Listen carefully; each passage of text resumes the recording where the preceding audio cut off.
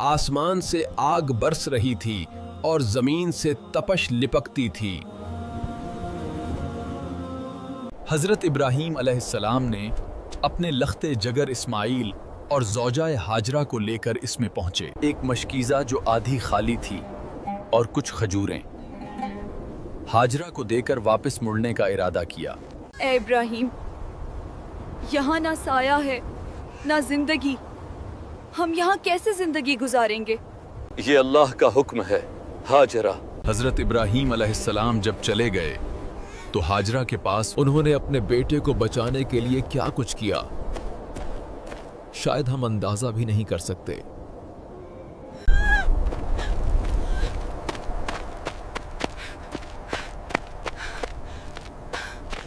आइए देखते हैं बका की वो दास्तान जो दिल को दहला दे।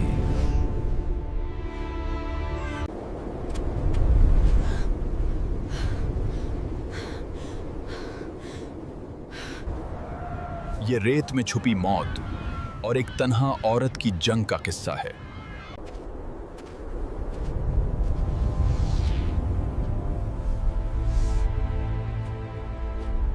जब हजरत हाजरा को दुनिया के सबसे सुनसान मकाम पर छोड़ा गया,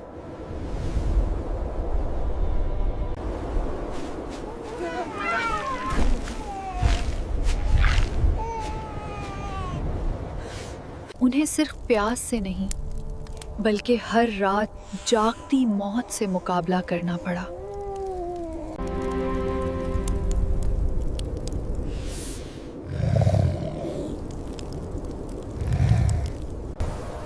तो डरना नहीं मेरे लाल, जब तक तेरी माँ जिंदा है तुम्हें कुछ नहीं होने दूंगी। सूरज डूबा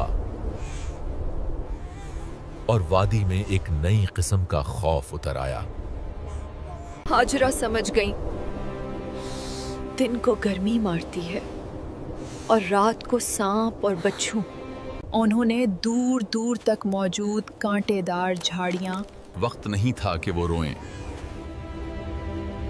उन्हें मालूम था कि यहाँ गम मौत से भी ज्यादा खतरनाक है।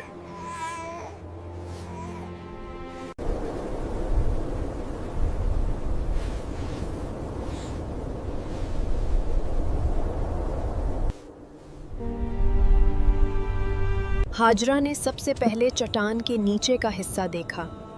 सूरज की किरणें वहां बराहे रास्त नहीं पड़ रही थीं। लेकिन वहां बैठना इंतहाई मुश्किल था क्योंकि वो जगह चूंटियों और बछुओं से भरी पड़ी थी।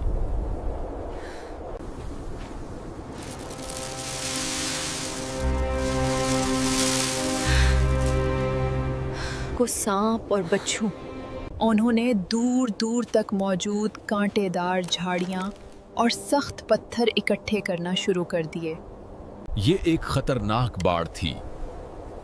वो एक एक पत्थर और एक एक कांटा एहतियात से रखते।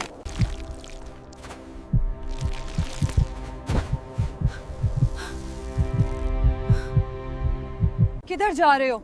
तुम मेरे बच्चे तक नहीं पहुंच सकते।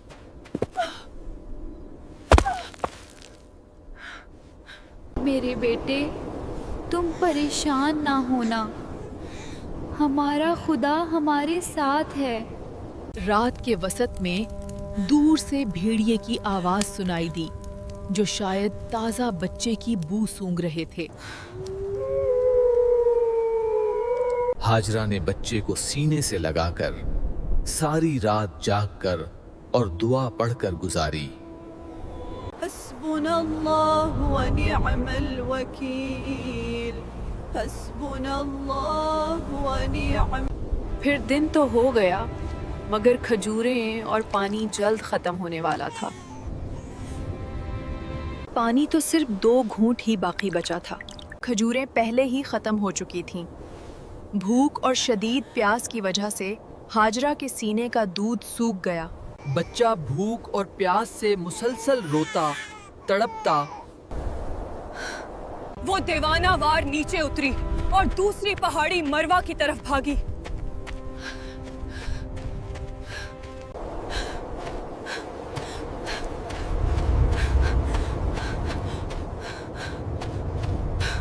ان کے پاؤں تپتی ریت پر جل رہے تھے مگر انہیں احساس نہیں تھا۔ یہ دوڑ جنون کی نہیں تھی، یہ عشق کی انتہا تھی۔ وہ ایک امید کی تلاش میں بھاگ رہی تھیں۔ کبھی وہ صفا کی طرف بھاگتی اور کبھی مروہ کی طرف، مگر اسے کہیں بھی پانی کی امید نظر نہ آئی۔ ایک چکر، 2 چکر، 3 چکر، ہر چکر پر پیاس کی شدت بڑھ رہی تھی اور اسماعیل کی سسکیاں کم ہو رہی تھیں۔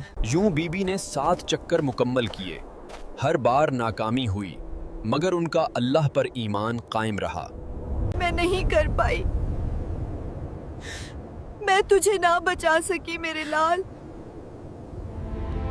پھر ہاجرہ دیکھتی ہے کہ بچے کے پاؤں رگڑنے سے وہاں سے پانی ابلنا شروع ہوا۔ یہی وہ زمزم کا پانی تھا جو آج تک جاری ہے۔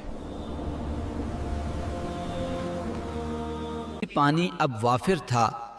ہاجرہ نے سب سے پہلے زمزم کے گرد پتھروں کی مضبوط دیوار بنائی اور مسکراتی ہیں۔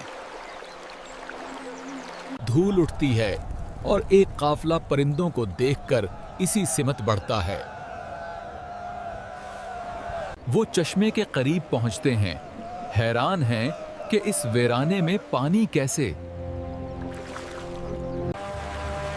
کیا ہم یہاں بس جائیں؟ پانی آپ کا، ہم صرف رہنے کی جگہ چاہتے ہیں۔ یہ بنی جرہم کا ایک قافلہ تھا جو شام سے آ رہا تھا۔ یہ قبیلہ اب زمزم کا پانی دیکھ کر آس پاس آباد ہونا چاہتا تھا۔ وہاں بستی آباد ہو چکی تھی۔ ابراہیم علیہ السلام بھی ہاجرہ کا حال معلوم کرنے اس وادی میں تشریف لاتے رہتے تھے۔ اب اس وادی میں لوگوں کی کثرت اور آبادی بڑھنے لگی تھی۔ یہ دیکھ کر ابراہیم علیہ السلام بہت خوش ہوئے۔ اب حضرت اسماعیل علیہ السلام بھی 13 سال کے ہو چکے تھے۔ قبیلہ جرہم کے لوگوں نے حضرت اسماعیل علیہ السلام کو محبت سے 1-2 گوسفند تحفے میں دیے۔ یوں ان کے پاس بہت سے گلے جمع ہو گئے اور وہ اطمینان و خوشحالی سے زندگی گزارنے لگے۔ پھر اللہ تعالیٰ نے ابراہیم علیہ السلام اور اسماعیل علیہ السلام کو خانہ کعبہ کی تعمیر کا حکم دیا۔ خانہ کعبہ کی تعمیر۔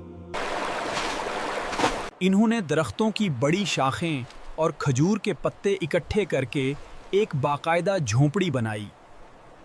کچھ دنوں بعد پرندے چشمے کے قریب اترنے لگے۔ زندگی واپس لوٹنے لگی تھی۔ اسماعیل اب رینگنے لگے ہیں اور پانی کے قریب کھیلتے ہیں۔